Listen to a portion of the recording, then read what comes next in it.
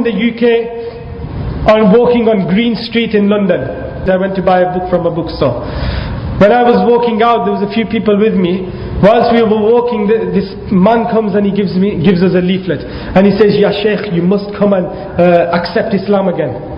Ya Allah, accept Islam again? What do you mean? He says, Ya Sheykh, you have become a mushrik. La hawla wa la quwwata illa billahi al-aliyyil azim. This man is calling me a mushrik. He says, Ya Sheykh, you have become a mushrik. You are not a Muslim. You must renew your faith. You must come and accept Islam again. Come to this program, look. I said, what do you mean? Why have I become a mushrik? What are you saying? I am a Muslim. La ilaha illallah Muhammadur Rasulullah. I believe in Islam. He says, brother, you live in the UK. You live in the UK, you're a non-Muslim. You can't be a Muslim living in the UK. I said, why not? He says, because in the Quran it says, Inil hukmu illa lillah. Exactly the same as the Kharji said to Sayyidina Ali radiallahu anhu. Inil hukmu illa lillah. Hukum is only for Allah. And you are living amongst the government who is claiming to be the hakam other than Allah. They are taghut. They are false gods, and you are believing in false gods, living amongst them. You are a mushrik. This is what he says to me. I said to him, what about yourself? He says, yeah, same with me, but I keep renewing my faith. I said, Ya Allah, these people don't believe themselves to be Muslim. This is their situation. This is their situation. They believe that they are non-Muslims themselves. And this is why Ismail Dahelvi ne to likha tha kitab mein. Ismail Dahelvi wrote in his book, an extreme Wahhabi from India, from India, he wrote in his book that near the end of time, one of the signs of the Day of Judgment, which the Prophet Muhammad sallallahu alaihi wasallam also mentioned, that this specific wind will pass by all throughout the world. And when that wind passes by, that air passes by, all the Muslims will pass away. And Ismail Dahelvi says कि वो हवा चल चुकी. He says that wind has passed. Yani he is not a Muslim anymore. He is not a Muslim. It's past and all the Muslims have died. We are all non-Muslims. Al-ayadu billah. And you know the kitab ka naam kya hai? Sirat-e-Mustaqim, the straight path. A non-Muslim showing us the straight path. Soche aap. Now this person says this to me. I said, wait a second. Inil hukmu lillah does not mean that we cannot live in the UK. There were so many hakam in the Quran. I told him about the verse about the male and the female spouse having an argument amongst each other. It says hakamam min ahliya, hakamam min ahliya. What about that? He says, I don't know, I'll have to ask my Sheykh. Yeah, I'll have to ask my Sheikh. I said, okay. What about the fact that all these hukam that were sent by the Prophet Muhammad sallallahu alaihi wasallam as hakims all around to make decisions and sent us qadis and khudat amongst the people, what about them? The Prophet Muhammad sallallahu alaihi wasallam is committing shirk. He says, brother, let me go and call my Sheikh, speak to my Sheikh. And his Sheikh's down there giving more leaflets. So he brings this other man who has a bit of a more longer beard than his own. And this Sheikh comes and he says, what's the problem, what's the matter? I said, this man is saying, because I am living in the UK, I am a mushrik, whereas I am a Muslim. He says that, brother or Sheikh, whatever you are, if you're living in the government and you're following the government here in the UK, then you are a mushrik. How can you follow the law of anyone other than Allah subhanahu wa ta'ala? This is shirk. I said, what are you doing here? What are you doing over here? He says, I have come here to spread Islam. I said, but you are a non-Muslim. He says, no, I am a Muslim. I said, okay.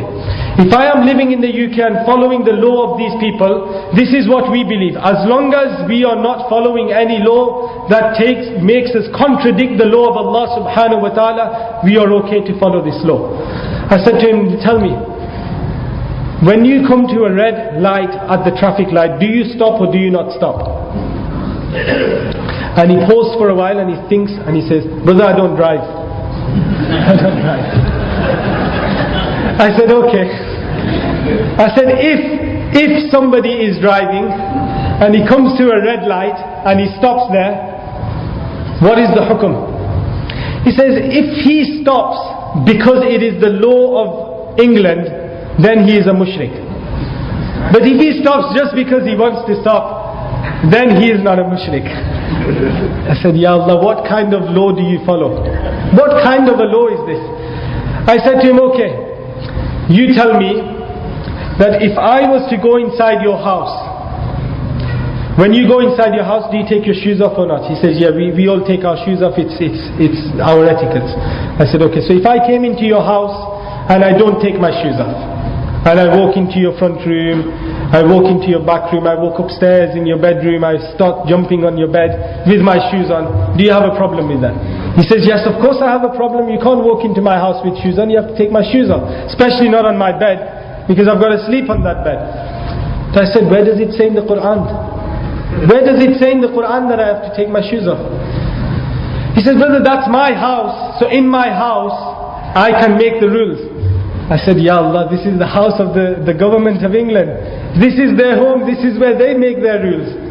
It is exactly the same as you're saying. If you can make your own rules, as long as they don't contradict the rules and law of Allah subhanahu wa ta'ala in your own home, then this is the home of these people. And this is their country. And that's why they make the rules. And if they are giving rules which are there to protect the Muslims and ensure that we are safe, why do we stop at red lights? It is for the safety of the people. And Islam encourages safety. Islam has taught safety. So how can you become a mushrik by following such a law?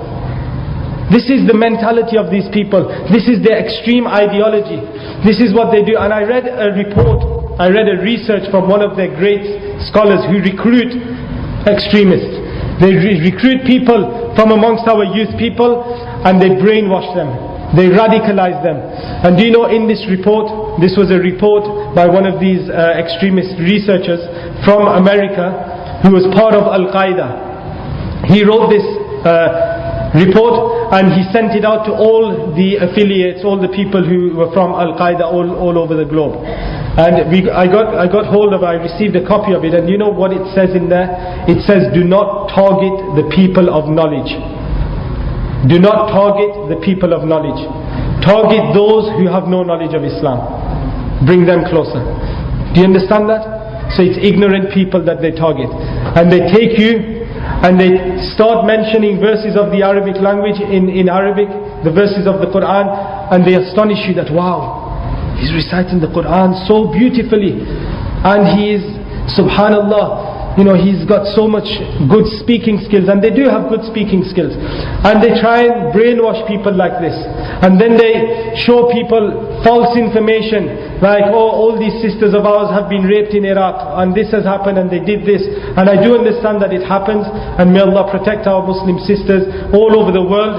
And I do not agree with the Americans and the British and whoever else went into Iraq falsely claiming that there were weapons of mass destruction. There was none, and it was wrong of them to go, and we do not accept that. And we completely denounce that. And in the same way we denounce the fact that they went into Afghanistan and killed so many innocent people. Islam doesn't teach that. Islam teaches peace and mercy.